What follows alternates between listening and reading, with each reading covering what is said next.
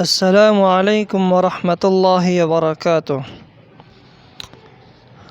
درسي دومي كتاب دروس اللغة العربية لغير الناطقين بها که إن شاء الله تعالى آغاز میکنیم که بطور کتاب درس جریان داره. الدرس الخامس یعنی سبق پنجم است، لیکن از خاطری که من و شما درس را کوتاه میخوانیم تا درسها را به طریقه سهل، به طریقه بسیار به یک انداز عالی به خوبی یاد بگیریم، از این سبب ما درس را طویل نمی کنیم.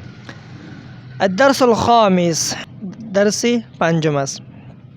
در اینجا مکالمه بین دو طالب العلم است. دو طالب در مابینشان مکالمه داره به عربی که باید من و شما هم همچنین مکالمه را در بین خودمان میکنیم تا که به زودی درس یاد شود و بتانیم که مکالمه را زبان عربی را یاد بگیریم.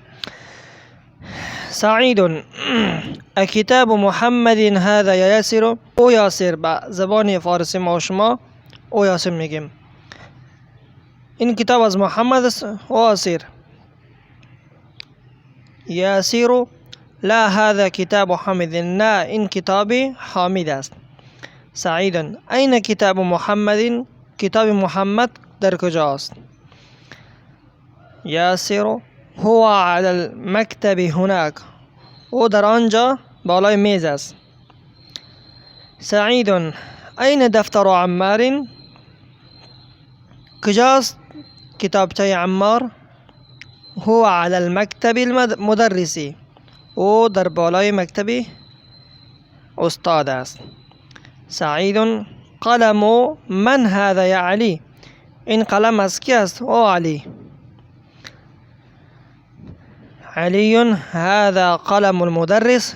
این قلم استاد است. سعید این حقیبة المدرس. کجاست ساک استاد؟ علی هي تحت المكتب.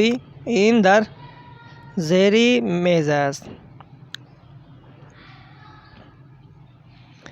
حقیبه مؤنث است، از این خاطر هي از ضمایر مؤنثه آورده. تمارین: اجب عن الاسئله الآتیه. این سوالات را جواب بدین. این کتاب محمد. کجاست کتاب محمد؟ شما جواب بدین هو على المكتب. این کتاب عمار. کجاست کتاب عمار؟ این را هم شما جواب بدین. کتاب عمار کجاست؟ هو على المكتب هناك. و بالای مکتب است اونجا. شما پیشی میتونید کتابچه خودتان نوشته کنید، بسیار خوب میشود. این حقیبة المدرس. اینها تمامش حروفای ادوات استفهام است که همزه و مگیس سوال میکنه. این حقیبة المدرس در بالا خانم اینها سوال است، شما جواب بدین. این حقیبة المدرس هي تحت المكتب. هي هر جمله که استعمال میکنین به عربی میشود. انتقال میکنیم به صفحه بعدی. اضف الكلمة الأولى إلى الثانية. کلمه اول را به طرف کلمه دوم اضافت کنین. ببینید اینجا کتاب محمد. کتاب محمد.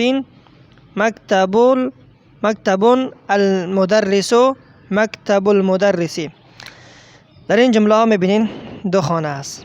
در اینجا ما و شما یک جمله را به طرف دیگرش اضافت میکنیم. باز در اون اضافت اعراب آنها چه قسم میشود؟ مثلا اینجا نوشته است قلم حامد. قلم حامدین. قلم حامدین نمیخوانیم. قلم حامدین اضافه شد. در کتاب جای خود اگر می نویسین بسیار خوب میشود. بیت عباس. درست است. بیت عباس مضاف الیه. غرفة علی. در اینجا متوجه باشین تنوین در بالای غرفه یا بیت وقتی که اضافت کنیم تنوین اینا حذف می شود. دفتر سعید. مندیل یاسر. قمیص عمار. سریر خالد. این تمام جمله وقتی اضافت کنیم تنوین اینا حذف می شود و جمله اخیره کسره میدیم. مثلا تنوين خالد دارين جملة بعدي مفتاح البيت يا البيت أصني وقتی که ما شما اضافت کنیم چمیه کسره میه مفتاح البيت دکان التاجری بيت المهندس اسم الولد كتاب الله بنت الطبيب بنت الطبيب نوشاس بنت الطبيب ترسس چرا که اضافت شده مفتاح السيارة قلم حامد قلم حامد بيت عباس خانه عباس غرفة علي اتاق علي دفتر سعيد کتابچه سعید مندیل یاسر مندیل میگه دستمال را قمیص میگه پیراهن را سریر چارپایی را میگن یعنی چبرکت خواب مفتاح کلید را میگن دکان میگه تاجر را بیت المهندس اتاقی انجینیر اسم الولد كتاب الله هنا كتاب الله بنت الطبيب مفتاح السيارة إنها أصنع إن شاء الله تمرين دوم اقرأ واكتب مع ضبط أواخر الكلمات بخانة بنوي سمي آخر كلمات را ظاهر كنين ضبط كنين باب المدرسة باب المدرسة میخوانیم درست است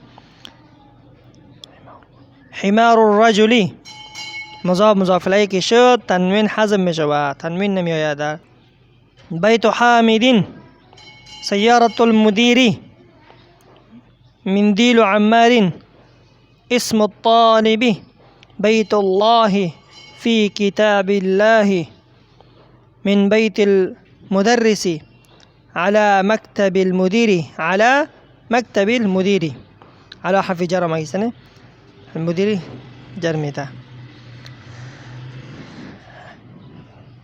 تمرين بعدی را در درس 11 ان شاء الله میخوانیم وإلى هنا قد انتهى درسنا اليوم بتوفيق الله عز وجل سنبدأ بالدرس 12 إن شاء الله في حصة القادم السلام عليكم ورحمة الله وبركاته